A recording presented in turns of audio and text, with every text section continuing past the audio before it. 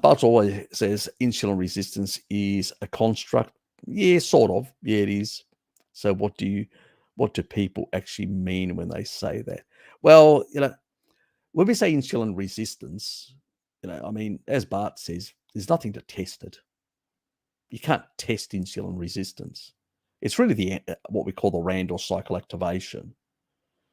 It's the the amplification of insulin is increasing in the body, trying to force energy substrates that are circulating in the bloodstream into the cells.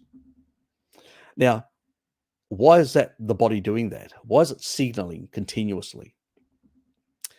It's not because the body's stupid, crazy, or weird.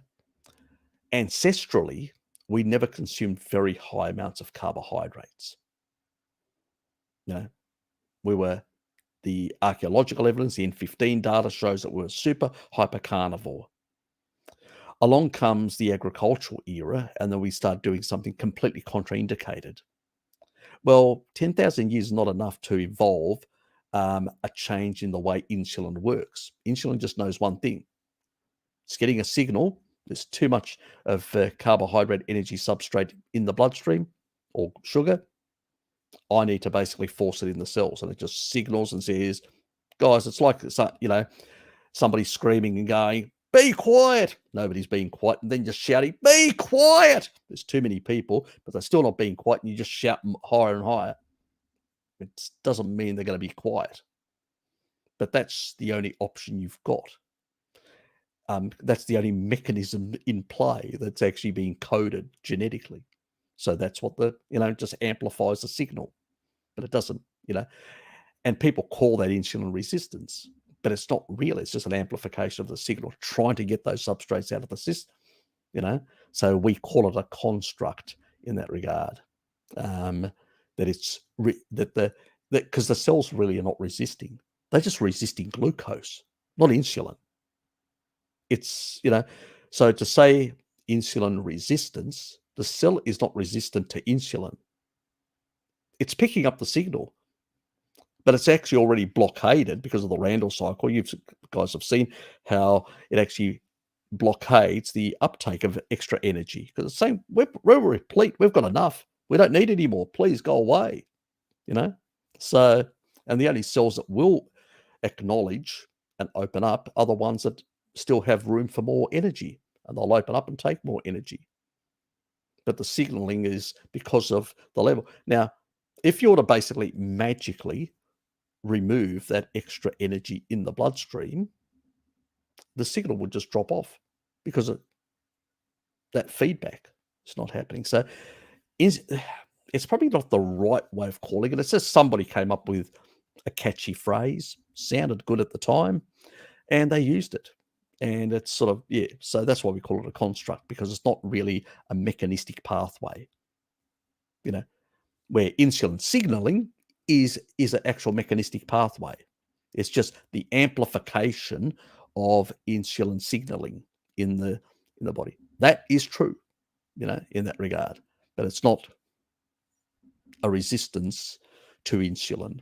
It is basically a blockade of the GLUT and CD36 receptor sites saying, we can't take any more energy, go away.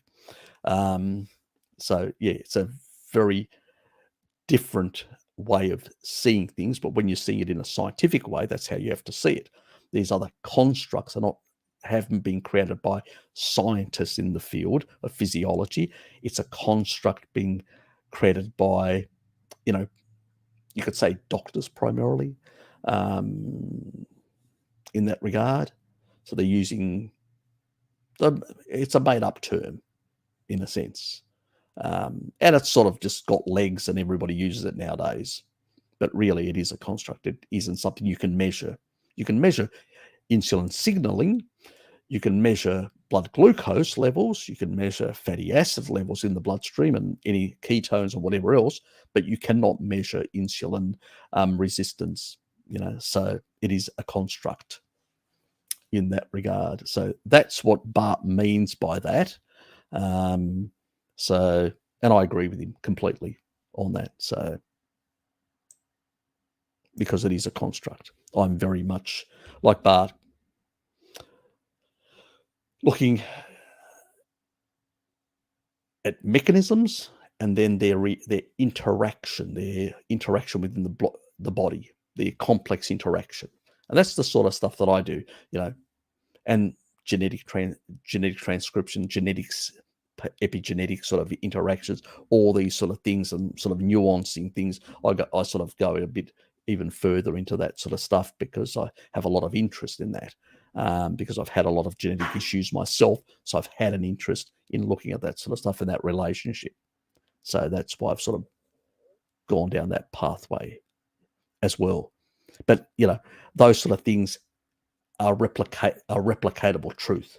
So insulin signaling is replicatable truth.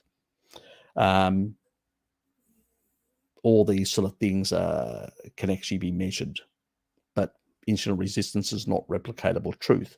It is a construct of what is happening, and it's something that I don't like, and Bart doesn't like either. These sort of constructs, because they give the wrong view. And on top of that, what they do is they ignore the Randall cycle. By using this sort of terminology, most of these people are unaware of the Randall cycle. And due to their ignorance of the Randall cycle, they use this sort of terminology, this sort of construct.